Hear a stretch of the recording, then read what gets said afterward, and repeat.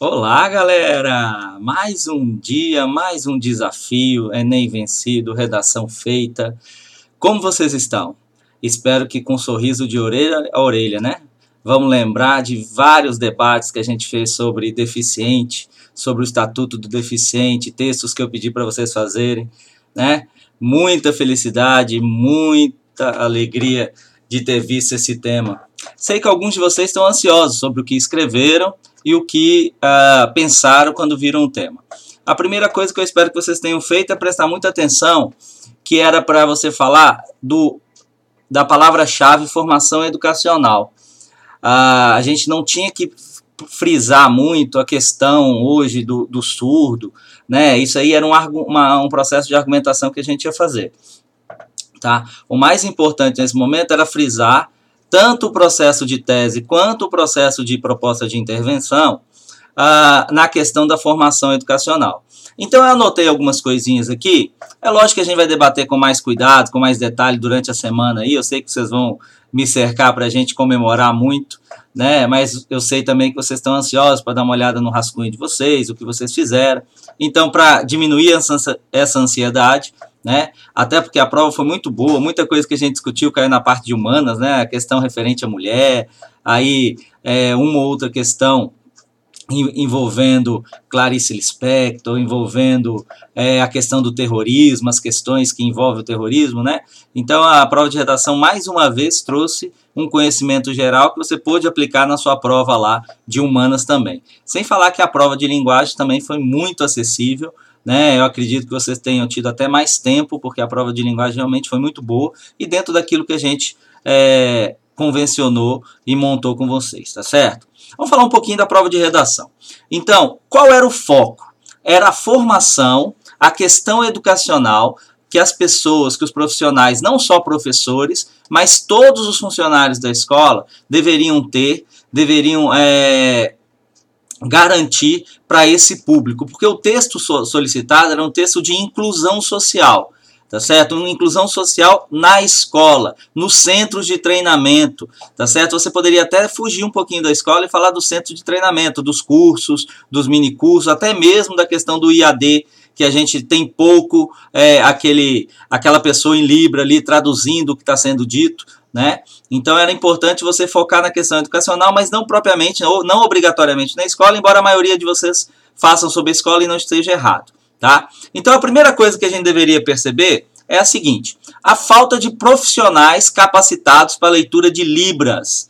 Ou, se você quisesse falar de uma forma diferenciada, você ia falar língua brasileira de sinais, que é a Libra, Libras em português. Tá certo? Então há uma falta de pessoal, não só que entenda, mas que consiga se comunicar nesse tipo de dialeto, nesse tipo de comunicação. Então você podia centrar o seu texto nessa questão dessa falta, ausência, incapacidade, né, inexistência até de pessoas que tenham domínio para falar sobre este conteúdo e para trabalhar com pessoas que sofram esse grau de limitação. Tá certo? Então, falar do surdo em específico nivelou muita gente, nivelou todos os alunos que foram fazer prova esse ano.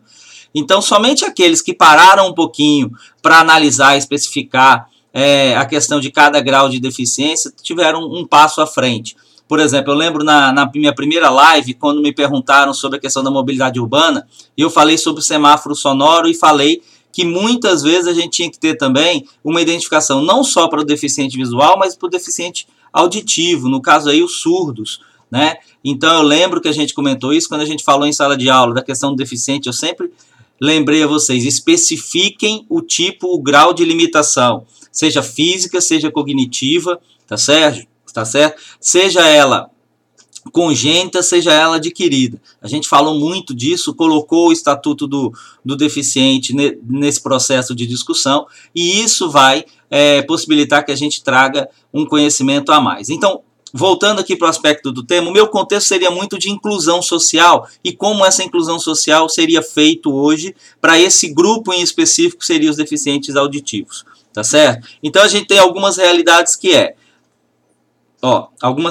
são a falta de professores e profissionais capacitados nesse idioma de Libras, né, sinais, As escolas particulares, que muitas vezes não estão preparadas e não aceitam matrícula de pessoas com esse grau de deficiência, ou se aceitam, cobram uma taxa extra para contratação de um profissional, tá certo? E aí ele vai ter o trabalho de encontrar esse profissional, tá certo? Que tem a capacidade de ler, identificar e traduzir essa linguagem, tá certo? Então, o nosso contexto ele variaria muito nesse aspecto. Aí eu teria entre teses e argumentações alguns aspectos. A carência da existência desses próprios intérpretes, pela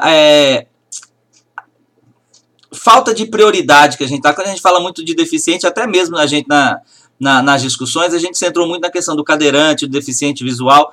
A gente meio que deixa o deficiente auditivo um pouco ao largo, um pouco relegado a um outro plano quando a gente fala de deficiência, né? A gente às vezes prefere até trabalhar a deficiência cognitiva e não detalha tanto a deficiência auditiva. Então a gente tem essa carência, tá certo, de intérpretes, pessoas formadas, pessoas instruídas, pessoas capacitadas, qualificadas em trabalhar com a língua de sinais. Outra coisa é resistência ao conceito de inclusão. A gente acha que simplesmente botar uma rampa de acessibilidade que facilita para o cadeirante, ou um piso tátil que facilita para o deficiente visual, a gente está resolvendo o problema da inclusão. A inclusão também exige esse grupo tão específico que é o deficiente auditivo ou surdo, né? Então, outra coisa que você pode estar pensando, Roberto, eu posso chamá-lo de surdo no texto? Claro, o próprio termo chama, né? Mas aí, para não ficar repetindo surdo, surdo, surdo, eu vou trabalhar com deficiente auditivo, tá certo? Eu vou trabalhar com surdo ali para tentar pronomes, para tentar não ficar repetindo a palavra, tá certo? Mas eu posso, tá? O próprio tema os denomina como surdos, então poderia sim. Então, voltando aqui. Então, a gente tem a carência de intérpretes, a gente tem resistência ao conceito de inclusão, que a inclusão tem que ser plena, ela tem que, inclusive, direcionar para a contratação de profissionais gabaritados, capacitados para esse tipo de limitação física que a pessoa possa vir a ter, tá certo? E a outra coisa é a compreensão equivocada desse conceito de incluir. Não é só botar na escola, não é só colocar junto a todo mundo, mas a percepção da formação desse indivíduo ela tem que ser calcada com a excelência também que essa pessoa vai ter o aprendizado adequado. Então não é só colocar na escola, não é só aceitar na sala de aula, não é só fazer os alunos interagirem com ele. É fazer com que esse deficiente auditivo ele também receba o conhecimento da maneira mais facilitada possível. Então, você poderia centrar o seu conhecimento em cima desse processo, tá certo? De como incluir verdadeiramente um deficiente auditivo no cotidiano escolar, no cotidiano de um curso, seja ele um curso de informática, um curso de roteiro cinematográfico, um curso de teatro, o curso que for. A inclusão, ela não tem limites. A gente está falando de formação educacional, a gente está falando só de escola, a gente está falando de formação, de instrução, de orientação, de capacitação e qualificação para exercer determinada função. Então, a gente poderia apresentar um pensamento crítico reflexivo sobre como essas possíveis limitações que o deficiente auditivo tem para estar dentro da escola, para conviver e coexistir com as pessoas, alunos, professores, funcionários, diretores, e tentar trazer um pensamento de como solucionar, como melhorar essa realidade. Então, a gente tem que pensar na plena e efetiva inclusão deste público na sua formação, no cotidiano escolar. Então é muito importante que eu centre o meu pensamento nisso. Eu analisar essa possível limitação que ele possa ter, ou as possíveis limitações que eles possam vir a ter, e como eu, enquanto indivíduo, pensaria em alternativas para melhorar, para solidificar essa formação, esse conhecimento, a obtenção desse conhecimento por essa pessoa que tem esse grau de limitação. Tá certo? Então, eu poderia sim apontar desafios dessa formação. A minha tese poderia apontar um desafio a ser vencido e a minha proposta de intervenção depois tratar de como essa formação seria possível. Tá certo? Então, eu centraria, mais uma vez, a capacitação não só dos professores, mas das pessoas que trabalham aí nesse processo, tá? A falta de domínio da língua brasileira de sinais, que dificulta o aprendizado e o convívio social com esse público, que seriam os surdos, tá certo? Então, basicamente, eu ia construir um texto com o contexto falando da inclusão social, especialmente na formação, na educação, na escola formal ou nos cursos profissionalizantes de qualificação, de capacitação. Eu poderia trabalhar como argumentação a carência desses profissionais, o conceito que a gente tem cada vez mais simplório, ainda mais nessa época que a gente está aí, de tantos discursos de ódio, de segregação, a gente poderia falar dessa resistência e inclusão, né, porque a gente está tratando de uma minoria, né, uma minoria inclusive entre os deficientes, a gente tem que salientar esse detalhe também, né, é uma minoria também entre aquele grupo de pessoas que têm algum grau de deficiência, o deficiente auditivo, ele é um número também menor do que, por exemplo, o deficiente visual, do que o cadeirante, mas ele é um público, uma minoria que merece ter também, até pelo Estatuto do Deficiente que a gente comentou e debateu muito nas aulas, a possibilidade de incluí-lo da forma mais efetiva e mais completa no processo de educação e fazer com que as pessoas tenham uma compreensão equilibrada do conceito de incluir.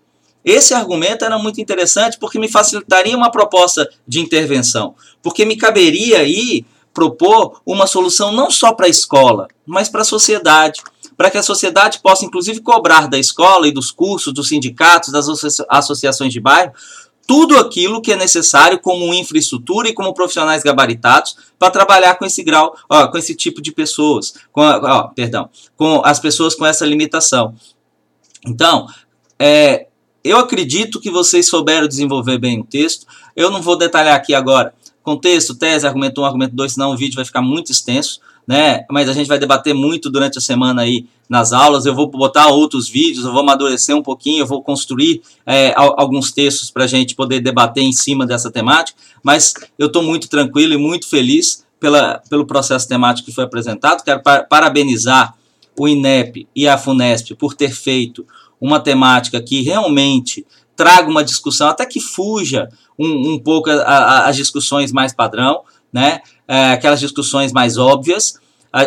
Foi muito específico a questão do surdo ou do deficiente auditivo, mas é muito interessante porque deixou todos os participantes no mesmo nível de compreensão. Todos tiveram o seu conhecimento geral, a sua capacidade de construir um texto analítico e, fundamentalmente, os textos de apoio. Tá certo? Então, vamos comemorar, vamos dar uma descansada. Amanhã começa uma nova semana de preparação para as provas de exatas, mas estamos aí, tá certo? Para auxiliar vocês. Aqueles que quiserem durante a semana me mostrar a folha rascunho, a gente vai comentar com vocês, e durante a semana também eu vou botar outros vídeos, vou postar alguns textos nas minhas redes sociais para que a gente possa fazer um breve comparativo, um breve comentário sobre cada elemento desse texto.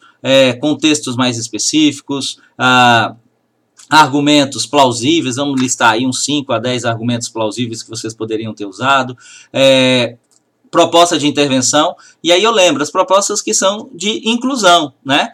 Muitas vezes de conscientização, mas também de elaboração e também de execução. A gente poderia fazer as 3, tá certo? Então, gente, cheiro no coração, durmam com os anjos, vejam que vocês se prepararam e estavam prontos para esse tipo de tema, tá certo?